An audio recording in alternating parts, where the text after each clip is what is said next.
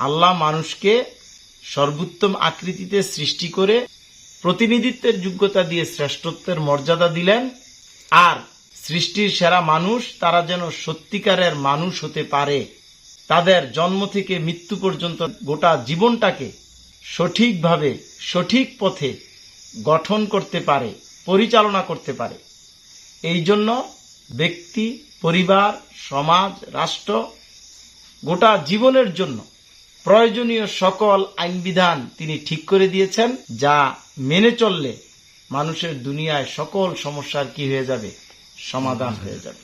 আল্লাহ রাব্বুল আলামিন মানুষের প্রতি সন্তুষ্ট হবেন এবং মানুষ জাহান্নাম থেকে মুক্তি পেয়ে চির সুখের স্থান জান্নাত লাভ করতে পারে। দুনিয়ায় কল্যাণ, শান্তি এবং আখেরাতে মুক্তির একমাত্র পথ হিসেবে আল্লাহ ঠিক করে দিয়েছেন ইসলাম।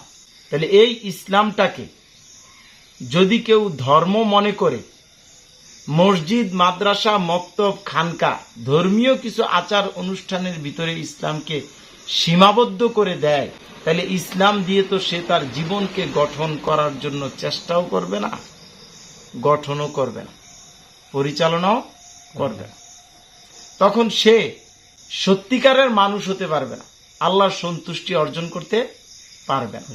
আর দুনিয়ায়ও তার জীবনের যে সমস্যাগুলো, এগুলোর সমাধান হবে না, আর জাহান্নাম থেকে বেঁচে কোনোদিন জান্নাতে যেতে পারবে না। কারণ হলো ইসলামকে যারা আংশিক ধর্মীয় নীতিমালায় বাপদাদার ধর্ম হিসেবে গ্রহণ করেছে, তারা তাদের জীবনের বিরাট অংশে তাদের পরিবার, সমাজ, রাষ্ট্র গঠন এবং পরিচালনা করতে গিয়ে সৃষ্টিকর্তা আল্লাহকে সার্বভৌমত্ব, আইনবিধান, কর্তৃত্বের মালিক আল্লাহকে রব হিসাবে মেনে নেয় নাই। স্বাধীন জীবন, সমাজ এবং রাষ্ট্র গঠন পরিচালনায় আল্লাহকে রব হিসেবে, সার্বভৌমত্ব, আইনবিধান, কর্তৃত্বের মালিক হিসেবে মেনে নিল না। এটাকে আরবি ভাষায় কুফরি বলা হয়। যার ফলে তারা তাদের সমাজ এবং রাষ্ট্র গঠন পরিচালনা করতে গিয়ে আল্লাহর দেওয়া আইনবিধানের আনুগত্য স্বীকার করে নিল না, যেটাকে আল্লাহর ইবাদতে কুফর বলা হয়। যার বাস্তবায়নে আল্লাহর মনোনীত সর্বশেষ নবী এবং রাসূল হযরত মুহাম্মদ সাল্লাল্লাহু আলাইহি সাল্লামের শর্তহীন আনুগত্য, অনুসরণ, অনুকরণ সমাজ এবং রাষ্ট্রীয় জীবনে গ্রহণ করল না, যেটাকে রাসূল সাল্লাল্লাহু আলাইহি সাল্লামের নেতৃত্বের আনুগত্যে কুফর বলা হয়। তাহলে গণতন্ত্র অথবা অন্য যে কোনো মানব রচিত ব্যবস্থা মানুষ তাদের স্বাধীন জীবনে ইসলাম বাদ দিয়ে গ্রহণ করল।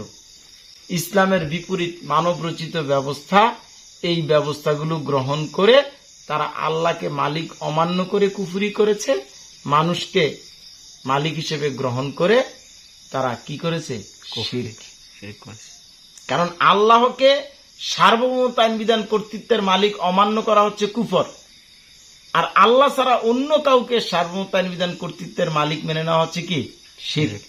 তাহলে গণতন্ত্র সহ সকল প্রকার মানব রচিত ব্যবস্থা, যেগুলো মানুষ তাদের স্বাধীন জীবনটাকে গঠন করার জন্য, পরিচালনা করার জন্য নিজেরা তৈরি করেছে, মন গড়া ব্যবস্থা, এই ব্যবস্থাগুলো বলতেছে সমাজ এবং রাষ্ট্রে সার্বভৌমত্ব, আইনবিধান, কর্তৃত্বের মালিক হবে মানুষ। যার ফলে মানুষের বানানো আইনবিধানের আনুগত্য স্বীকার করতে হবে। যার বাস্তবায়নে মানুষের মন গড়া আইনবিধান দিয়ে যারা নেতৃত্ব দিবে, সমাজ এবং রাষ্ট্র গঠন করবে, পরিচালনা করবে, এই মন গড়া বিধানের ভিত্তিতে নেতৃত্ব দানকারী অবৈধ ফেরাউন, নমরুদ, আবু জাহেলের অনুসারী নেতাদের নেতৃত্বের আনুগত্য স্বীকার করতে হবে। তাহলে যারা তাদের স্বাধীন জীবন, সমাজ এবং রাষ্ট্র গঠন পরিচালনায় ইসলাম গ্রহণ করল না, অর্থাৎ আল্লাহকে সার্বভৌমত্ব, আইনবিধান, কর্তৃত্বের মালিক মেনে নিল না, আল্লাহর আইনবিধানের আনুগত্য স্বীকার করে নিল না, আল্লাহ রসুল সাল্লাল্লাহু আলাইহি সাল্লামের শর্তহীন আনুগত্য, অনুসরণ, অনুকরণ সমাজ এবং রাষ্ট্রীয় জীবনে স্বীকার করে নিল না, কুফরি করল, আর ইসলামের পরিবর্তে নিজেদের খেয়াল খুশি আন্দাজ অনুমানের উপরে ভিত্তি করে তৈরি করা মন গড়া বিধান, যেগুলোকে মানুষ নাম দিয়েছে গণতন্ত্র, সমাজতন্ত্র, রাজতন্ত্র, এই মানব রচিত ব্যবস্থাগুলো তাদের সমাজ এবং রাষ্ট্রে গ্রহণ করে মেনে চলে তারা মানুষকে সার্বভৌমত্ব, আইনবিধান, কর্তৃত্বের মালিক হিসেবে, রব হিসেবে কি করলো, গ্রহণ করলো। যার ফলে তারা মানুষের বানানো আইনবিধানের আনুগত্য স্বীকার করে মানুষকে ইলা হিসেবে গ্রহণ করে শিরক করল। যার বাস্তবায়নে তারা মানুষের মন গড়া আইন বিধান দিয়ে নেতৃত্ব দানকারী অবৈধ ফেরাউন, নমরুদ, আবু জাহেলের অনুসারী নেতা নেত্রী সরকারদের নেতৃত্বের আনুগত্য স্বীকার করে তারা রসুল সাল্লাল্লাহু আলাইহি ওয়াসাল্লামের নেতৃত্বের আনুগত্যে কি করলো? শিরক করল। তাহলে ইসলাম জীবনের বিরাট অংশে গ্রহণ করলো না, এর মানে কুফর করলো। আর ইসলামের বিপরীত মানব রচিত ব্যবস্থা গ্রহণ করলো, এর মানে কি করলো? শিরক করলো। বিশেষভাবে 3টা পয়েন্টে: আল্লাহকে রব মানার ক্ষেত্রে, আল্লাহকে ইলাহ মানার ক্ষেত্রে, এবং মুহাম্মদ সাল্লাল্লাহু আলাইহি সাল্লামকে আদর্শ নেতা, শর্তহীন আনুগত্য পাওয়ার অধিকারী নেতা হিসেবে গ্রহণের ক্ষেত্রে কি করলো? শিরক করল, কুফর করলো এবং শিরক করল। আর আল্লাহ জানাই দিচ্ছেন, কুফর করলে, শিরক করলে ঈমান থাকে না, সমস্ত আমল ধ্বংস। আল্লাহ অসন্তুষ্ট হয়ে যান, দুনিয়ায় দলে উপদলে বিভক্ত হয়ে মানুষ সংঘাত, সংঘর্ষ, আজাব গজবের শিকার হবে। আর মৃত্যুর পরবর্তী জীবনে জাহান্নামই হবে চিরদিনের আবাস। তাহলে জান্নাতে কোনোদিন যাওয়া যাবে না।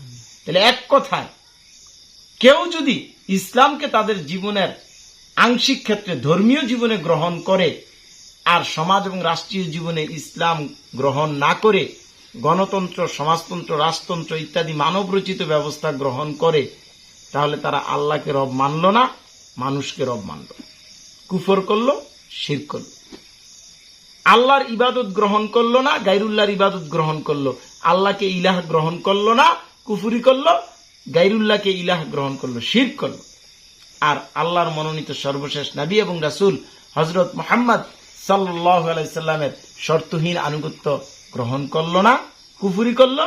আর মানুষের আইন দিয়ে যারা নেতৃত্ব দেয়, ফেরাউন, নমরুদ, আবু জাহেলের অনুসারী, তাদের নেতৃত্বের আনুগত্য স্বীকার করে কি করলো?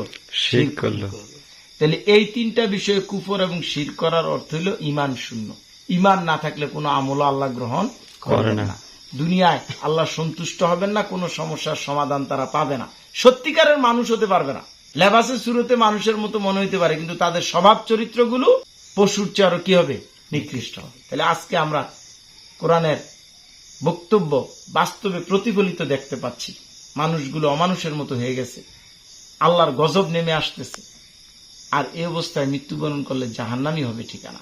তাই আমরা ইসলামী সমাজের পক্ষ থেকে, ইসলামী সমাজের আমির হযরত সৈয়দ হুমায়ুন কবির সাহেব জাতির মানুষকে আহ্বান করে যাচ্ছেন যে আপনারা গণতন্ত্র সহ সকল প্রকার মানব রচিত ব্যবস্থা তথা মানুষকে সার্বভৌমত্ব আইন বিধান কর্তৃত্বের মালিক অমান্য অস্বীকার করেন, মানুষের মন গড়া আইন বিধানের আনুগত্যকে অস্বীকার করেন, এবং মানুষের আইন দিয়ে যারা নেতা নেত্রী সরকার, তারা অবৈধ গজবের নেতা, আবু জাহেলের অনুসারী নেতা, তাদের নেতৃত্বের আনুগত্যকে অস্বীকার করেন।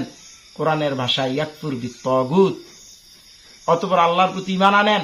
সমাজ এবং রাষ্ট্র সহ জীবনের সকল ক্ষেত্রে সার্বভৌমত্ব আইন বিধান এবং নিরঙ্কুশ কর্তৃত্বের একমাত্র মালিক রব, একমাত্র আল্লাহকে মেনে নিয়ে রাব্বুন আল্লাহ, আল্লাহু আকবার ঘোষণা দেয়।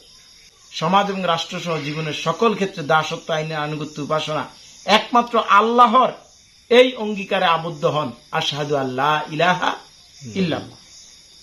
এবং সমাজ ও রাষ্ট্র সহ জীবনের সকল ক্ষেত্রে শর্তহীন আনুগত্য অনুসরণ অনুকরণ একমাত্র আল্লাহ রসুল হযরত মুহাম্মদ সাল্লাল্লাহু আলাইহি সাল্লামের স্বীকার করে এর অঙ্গীকারে আবদ্ধ হন আশহাদু আন্না মুহাম্মাদান রাসূলুল্লাহ। এভাবে কুফর এবং শিরিক ত্যাগ করে, তাগুতের বিরুদ্ধে বিদ্রোহ করে, আল্লাহকে একমাত্র রব মেনে, আল্লাহকে একমাত্র ইলাহ হিসেবে গ্রহণ করে, মুহাম্মদ সাল্লাল্লাহু আলাইহি সাল্লামকে একমাত্র আদর্শ নেতা, নবী এবং রাসূল হিসেবে গ্রহণ করে, সত্যিকার ইমানদার নেতা, ইসলামী সমাজের সম্মানিত আমির হযরত সৈয়দ হুমায়ুন কবির সাহেবের নেতৃত্বের আনুগত্যের বায়াত গ্রহণ করে জাহিলি সমাজ ত্যাগ করে ইসলামী সমাজে সামিল হন এবং আল্লাহর বিধান অনুযায়ী রসুলের তরিকায় জীবন গঠন করে আমরা যেন সত্যিকারের ইমানদার সৎকর্মশীল হিসেবে আল্লাহর কাছে গ্রহণযোগ্যতা লাভ করতে পারি। তাহলে আল্লাহর সন্তুষ্টি অর্জন করতে পারবো, আমরা সত্যিকারের মানুষ হতে পারবো এবং দুনিয়ায় আল্লাহ আমাদেরকে ইসলামী খেলাফত প্রদানের মাধ্যমে দুনিয়ায় মানব জীবনের সকল সমস্যার সমাধানের দায়িত্ব দিবেন। সকল সমস্যার সমাধান হয়ে যাবে ইনশাআল্লাহ। দুনিয়ায় শান্তি নেমে আসবে, আমরা মৃত্যুর পরবর্তী চিরস্থায়ী জীবন ও জাহান্নাম থেকে মুক্তি পেয়ে জান্নাত লাভ করতে পারবো। আল্লাহ রাব্বুল আলামিন আমাদেরকে সেই লক্ষ্যে কবুল করুক।